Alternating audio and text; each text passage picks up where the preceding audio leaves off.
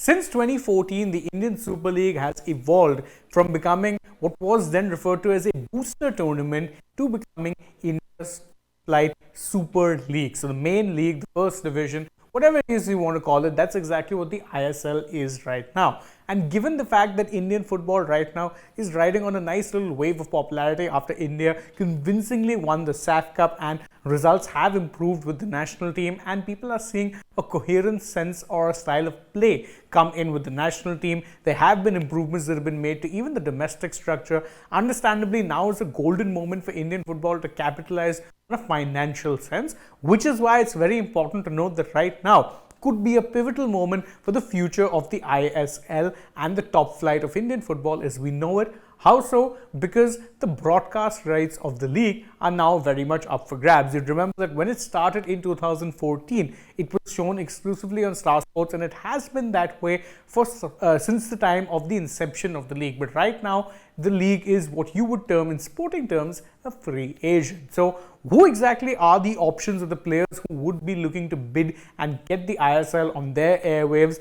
Who are the ones with the best chances? Well, that's all of these things that we're going to be looking at in this video, as well as why exactly it is it's even reached this point in the first place. First off, let's acknowledge the fact that the ISL rights are indeed up for grabs. So how it goes is that right now the broadcast deal which they'd signed with Star Sports is done with. It was originally signed as a 5 + 4 years deal, and now that it's been 10 years nearly, or 9 editions, in fact, if you're looking at it, of the ISL ever since 2014, even though the deal was signed in 2013, the league began in 2014. 9 years have elapsed, obviously, since then, 9 seasons, and therefore the league, the league's contract, which it had signed with Star Sports, is very much done. So the real question is, what could be the next home of the ISL? As I said before, right now Indian football is riding a nice little wave of popularity. The domestic system is looking more settled than it has in a while, and therefore this would be a very attractive proposition for any one of the major sports broadcasters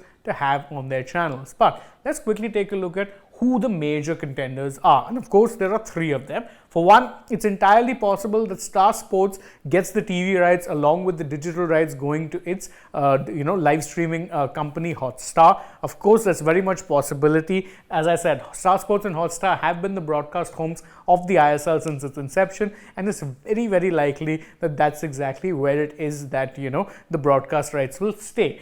Then, of course, the new player, there is, of course, Sports 18, who you would remember hosted or was played, let's say, showed the live matches of FIFA World Cup. So there is definitely a hunger there for, let's say, football-related content, and their online broadcaster, that's JioCinema. And last but not the least, there's, of course, Sony Sports and Sony Live, who do also feature footballing content. There's leagues from Europe which are shown there, as well as, of course, the Champions League. So 3 major players, but who, according to, let's say, common consensus or common knowledge, has the edge when it comes to all of, let's say, when it comes to, getting the rights for the ISL? Well, let's be obvious, let's be honest here. Sports 18 are very much the one channel that are in pole position. Why?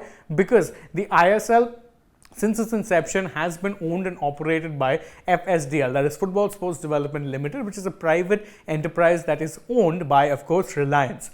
Who owns Sports 18? Reliance. So it makes it pretty obvious that if these rights are up for grabs, you would in fact be seeing a Reliance owned company getting their hands on the property, because again, it would just be an easier deal to facilitate. Of course, Star are still very much in with a chance. Remember, as I said, they have had all the football related broadcasts for a while now, especially ISL has been their property since the time the league started, and I doubt they'd want to give up on this without a fight. But as they showed when they were bidding for the Indian Premier League broadcasting rights, there is a limit as to how much it is they will bid. They're not looking to bid crazy money. In fact, despite the fact that they managed to hold on to the IPL's TV rights, they were more than happy to give away the digital rights, a move that in hindsight doesn't look that great when you look at the kind of numbers that JioCinema did. But as I said, Star are still in with a chance, and they might just end up coughing up the money required to ensure that a new deal is signed.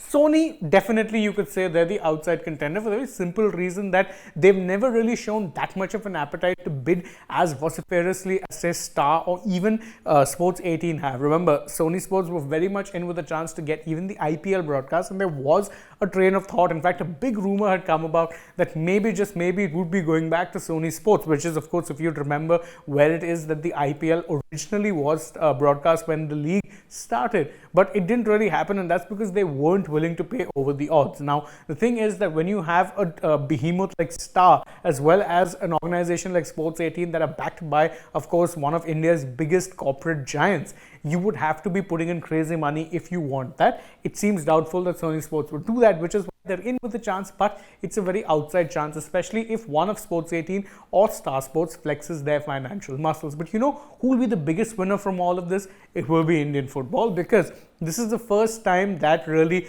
the rights are up for grabs in this manner, and it does seem like there's not one, not two, but three potential contenders who could be getting their hands on the broadcast deal. And if it is a battle between, if there's a bidding war happening, which it does seem likely it will be, it's actually good for the league for the very simple reason that whoever does get the rights to broadcast the league for whatever time period it's sold will be forking out a lot of cash that will doubtless not only help the league but also the clubs who are playing in the league. Of course, there are still steps that can be taken. For one, I'm not a big fan of the licensing fee that all of these clubs have to be paying to play in the ISL. It shouldn't be that sort of a way. If it's a national league, then it should be a simple promotion relegation based system with no franchise fees. That needs to be abolished. But it does seem like Indian football is moving in a good direction, a stable direction, you can say, and it will be important for them to actually get a hold of a good broadcast deal, one that is in fact entirely possible. At least that's my opinion on things. What do you guys feel? You can let us know in the comments below, and don't forget to like this video, share it with your friends, subscribe to the channel, tap the bell icon, leave us a comment, follow us on Instagram, Twitter and Facebook. Don't forget to download the AajTak app, and if you're already on the channel, go ahead and check out some other videos that we've done. But for now, from my side, it is goodbye.